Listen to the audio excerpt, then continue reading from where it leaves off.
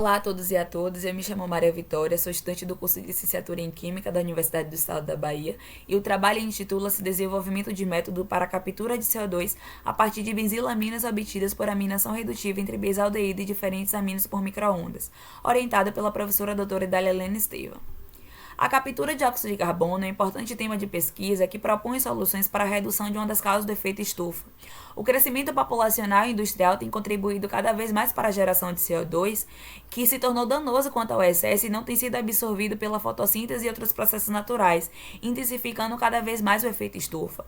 Com isso, é necessário estudar outros métodos que reduzam a emissão deste gás para a atmosfera. E a absorção do dióxido de carbono por reações com aminas é uma tecnologia madura que continua sendo investigada para a melhoria das relações termodinâmicas entre a captura e a liberação deste gás.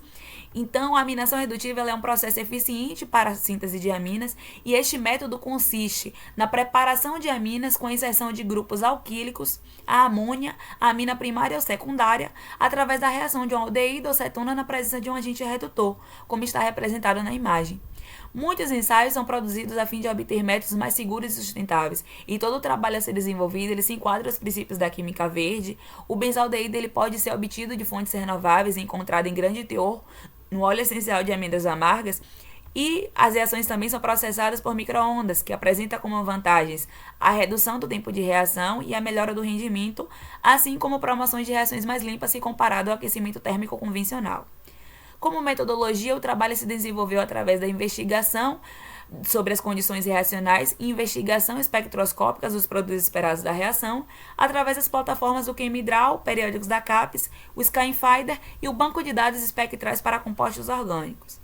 Como resultado de discussão, aqui eu trago para vocês a representação do mecanismo da reação de aminação redutiva entre o benzaldeído e a isopropilamina, em que na primeira etapa vai haver o ataque nucleofílico da amina, o carbono carbonílico do benzaldeído, resultando em um intermediário tetraédrico dipolar.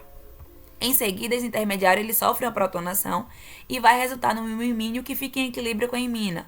E por último, a atuação do agente redutor, que normalmente é o borohidreto de sódio, resultando na N-benzilpropanamina.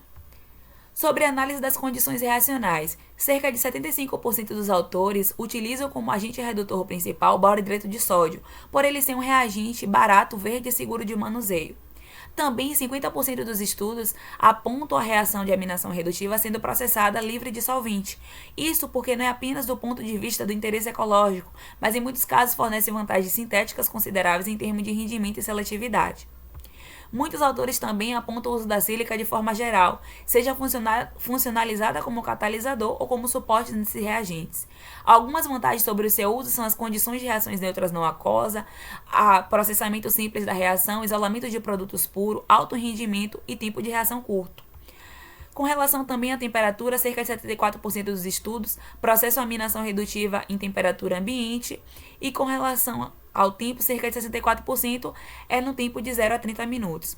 Outro dado relevante é que 82% dos estudos ainda processam a reação de aminação redutiva sob agitação e aquecimento, e poucas pesquisas abordam o uso da microondas como alternativa eficiente e limpa.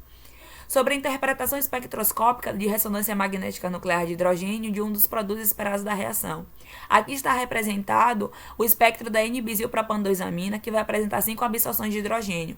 O que está destacado em A aqui vermelho, ele vai corresponder aos prótons do grupo metila. O B ele vai corresponder ao próton do grupo metino, que vai sofrer influência dos prótons do grupo metila e por isso ele apresenta um multipleto. O C ele é correspondente ao hidrogênio ligado ao nitrogênio, que apresenta deslocamento variável.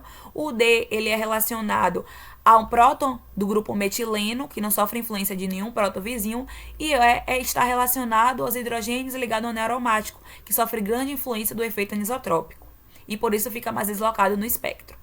Como considerações finais, os ensaios presentes na literatura evidenciam que o processo ele pode ser estendido a diversos tipos de espécies químicas carboniladas, que a aminação é um método simples, confiável, de baixa toxicidade e facilmente aplicável, apresenta disponibilidade comercial dos substratos, condições de reações aminas, protocolo sustentável, economia atômica sem gerar resíduos tóxicos, alta tolerância a outros grupos funcionais e conversão quimio-seletiva em amina secundária ou terciária.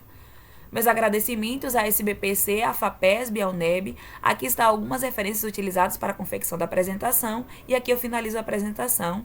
E obrigada a todos e a todas.